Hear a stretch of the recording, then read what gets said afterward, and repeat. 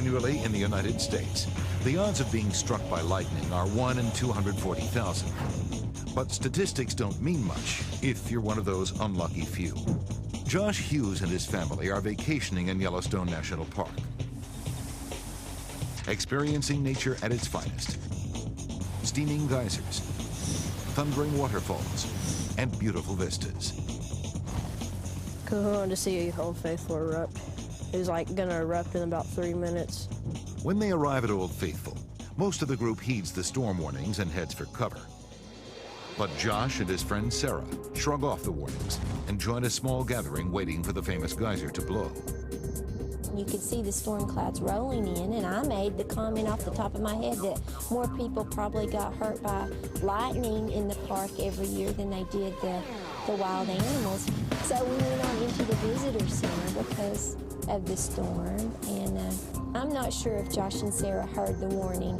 It was storming way off in the background, and then out of nowhere, there's this big old bolt that hit me. A bolt of lightning makes a direct hit on the young boy. The brilliant flash of lightning is gone in an instant, and most people think it was just a close call.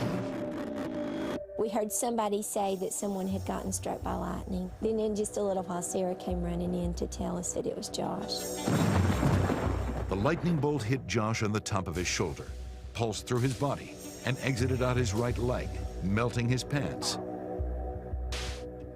It's pretty cool how it melted him. And knocking him unconscious. It stopped my heart, and I wasn't breathing, so I was in cardiac arrest. The electrical charge acts like a defibrillator, and that the heart starts either in an erratic motion or that it stops completely. My husband and I ran out to him, and my first thoughts were, I've got to pray for my son. They were already doing CPR, the park rangers, and there was a doctor and a nurse practitioner, and they had already started the CPR. Josh's heart jumps back to life, and he is rushed to the hospital, but awakens with no idea about what happened. The last thing I remember was eating lunch, and then the first thing I remember was waking up in the hospital.